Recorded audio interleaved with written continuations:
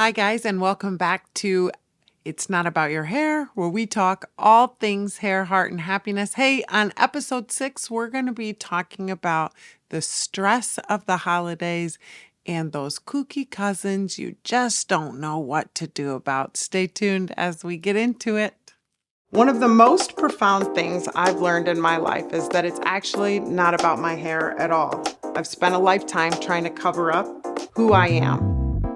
And as much as I love a good external transformation, and I do, I much more love a heart transformation. Join me as I share how I work to heal my heart, find happiness, and embrace our hair. Hey guys, Casey Voss here. Welcome back to episode 6, if you can believe it or not, to It's Not About Your Hair, where we talk all things hair, heart, and happiness. Hey, I'm so happy that you're here.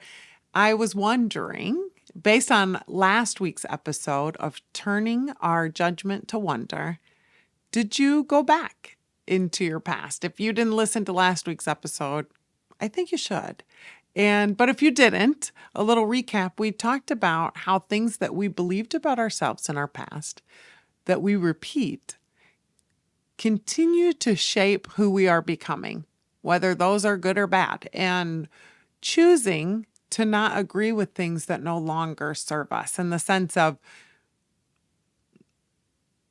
negative things that someone else has said to us that we have put on, or even things, you guys, that we just perceived, the younger version of ourselves in our homes, at school, things that we set and say about ourselves that stick, and that we have the power to choose something different.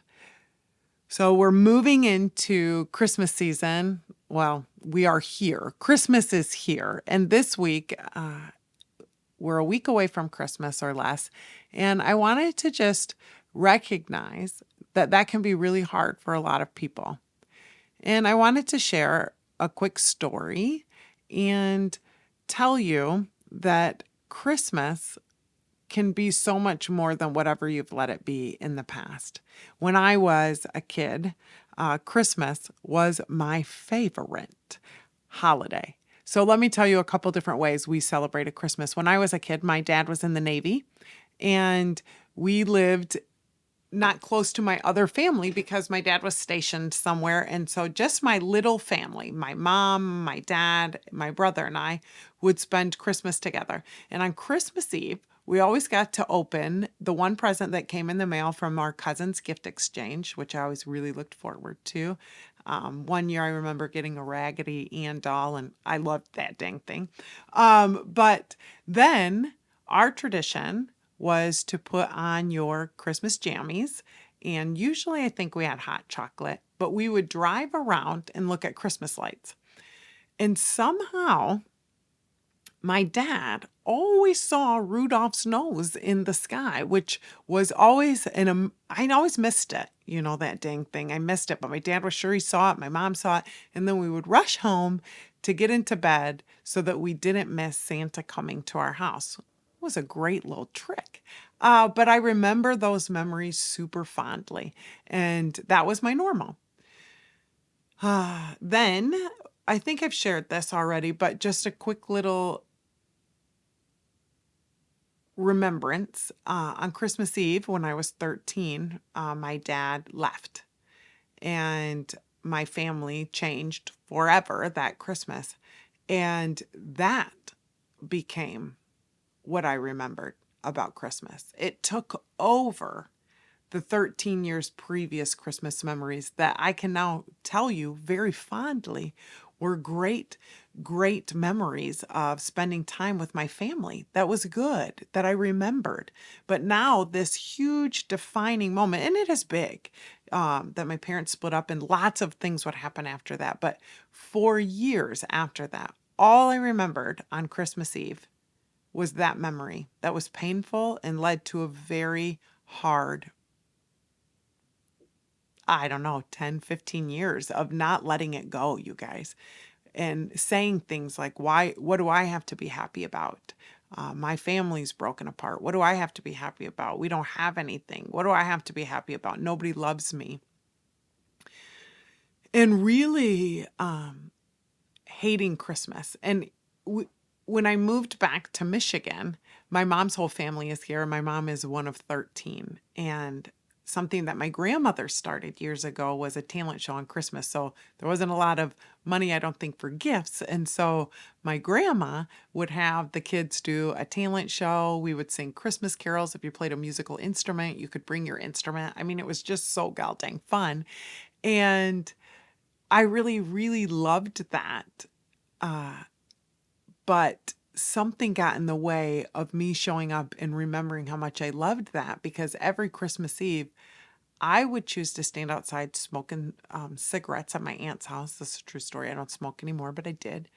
While everybody was having fun inside, doing their talent show and doing all those things. And I would stand outside and look in the window of what I thought was other people's lives. And I would say, I don't have anything to be happy about because I don't have a family like that. Or I would look at my Uncle Dave, who I really loved, and my Aunt Cricket, and I would think they're so lucky because they have a mom and a dad. Or my Aunt Steph, my Uncle Rick that hosted, I would say, well, they can be happy because their family's like this, but my family's like this, and I would sit and smoke and be crunchy and angry and compare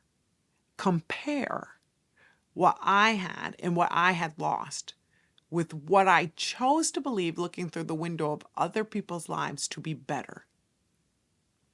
Lean in with me, you guys. What I now realize is that even the perfect families, the ones that I think had it all figured out, that their kids looked perfect, that they loved Jesus, that mom and dad stayed together, even they have trouble. There isn't one family I've met, and I've met lots, that have it all figured out. And so this doesn't just mean about Christmas, but this is again another opportunity for us, you guys, to think about how we reflect on our past, how it shows up in our future, and what happens because we believe what we choose to believe. So I believed that I could not be happy. I was actually angry at everyone at my family function because I thought they had something I didn't have. And then as I became a Christian, you guys, and this is just my personal testimony of that, I found other things to be grateful for on Christmas. And I chose to believe that long before my family existed, the Savior of the world was born, and it was super cool. And this opportunity to be made new, to be born into a different family, to have new eyes to see, to have new opportunity, to choose gratitude and a grateful heart, and to be able to reflect on things outside of myself and my own circumstances, and to quit saying, I don't have a family like that, as I looked into the window of my family and say that was my family. So something was missing, and I did miss what used to be, but I wasn't embracing what was and all of the opportunities around me. And that Christmas, I decided I wasn't smoking and being crusty outside anymore. I was going in and I was going to participate in the fun. And I was going to look for someone that I could love on. I was going to let others love on me, which was hard to do because I was crusty. But I was going to start melting a little bit and allow love from my family to come in. And now it's interesting how family dynamics change all the time. So my aunt who hosts our Christmas party, I still think it's so fun. If you're my client, you've heard this story before, but my aunt now has expanded what my grandma started. So we sing Christmas carols. The kids bring a musical instrument if they have one. And my aunt now also reads the story of Jesus's birth, and she has costumes for the young kids. So think there's 13 brothers and sisters, so there's tons of us. So there's wise men, and they wear the Burger King crowns, and there's always the star costume, and we have the angel, and she even has the backdrop of Bethlehem. I'm not kidding. This happens on Christmas Eve, and I think it's the funnest thing that any family could ever do.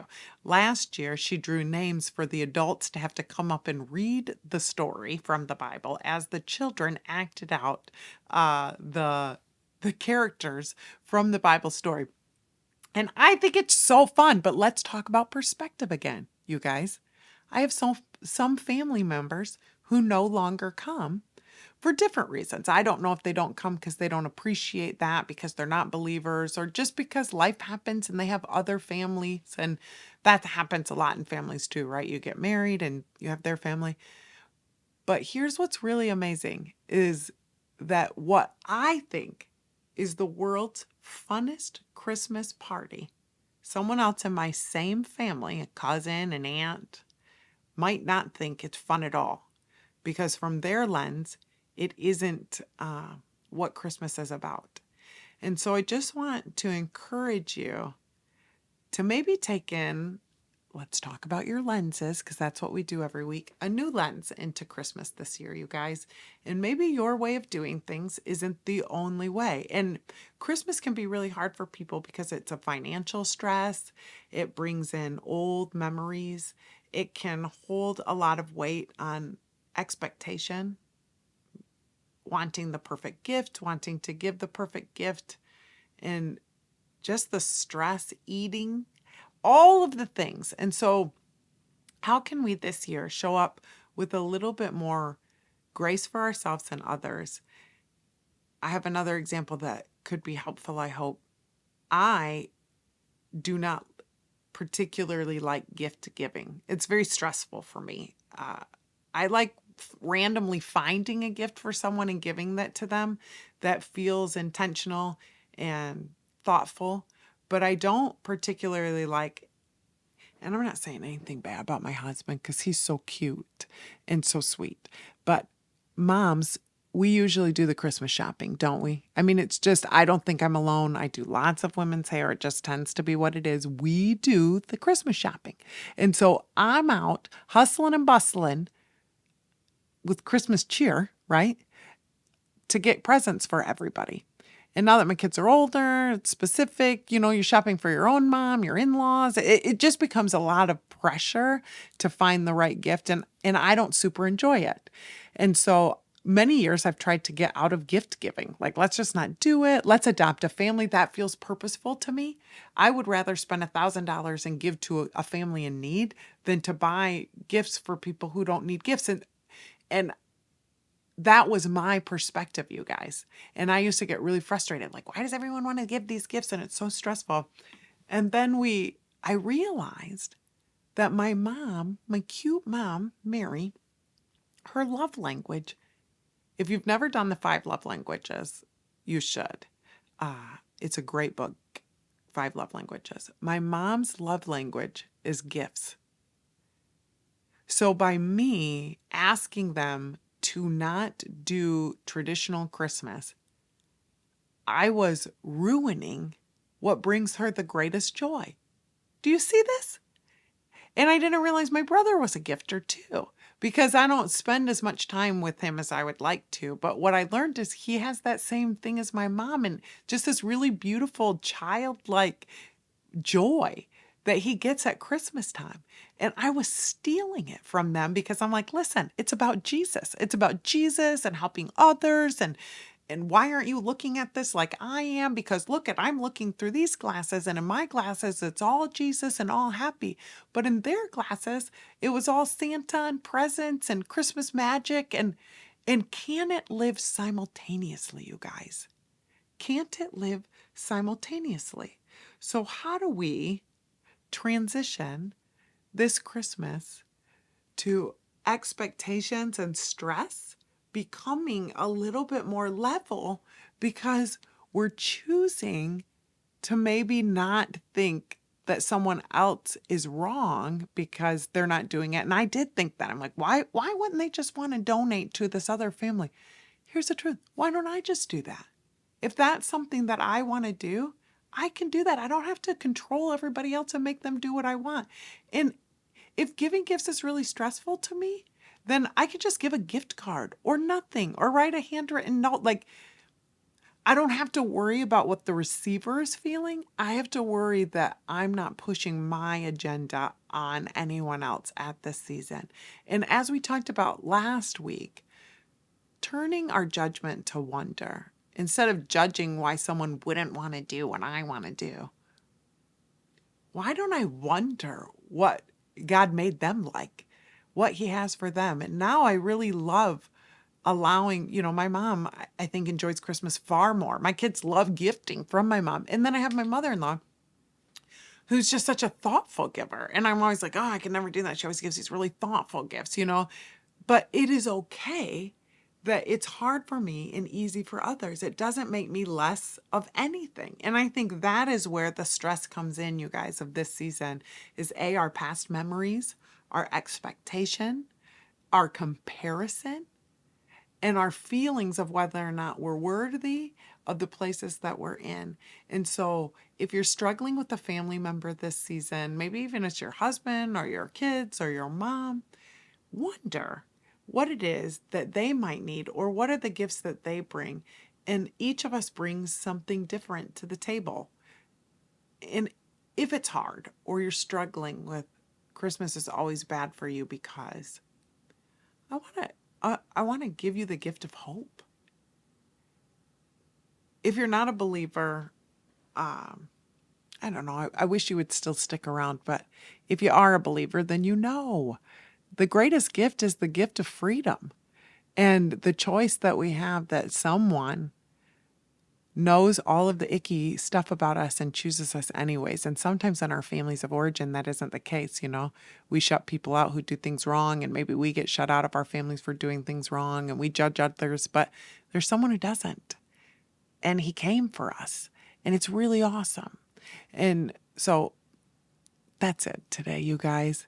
It is so important that we love others and that we love ourselves. And I wanted to give you a little bit of Christmas hope this year, that maybe if you're worried about that weird kooky cousin that's always weird and kooky, maybe you could wonder what's going on with your kooky cousin. Or if you don't have a weird kooky cousin, guess what? It's you. And you're the weird kooky cousin. And so that's awesome too. Maybe you could wonder why you're like that. And so Merry goddamn Christmas, you guys. And I hope that we put on some new glasses today. I hope that if you don't know, if you're not feeling fine, that you know that you will be fine, that you're worthy of love, that you're super, super beautiful, and that your hair is all right. Okay, you guys, have a marvelous day, and thanks for tuning in. I guess this is where I ask you to subscribe to my channel, to follow me on social, and to listen wherever podcasts can be found. And join me every Tuesday at 2 as we unpack how to heal your hair, your heart, and your happiness.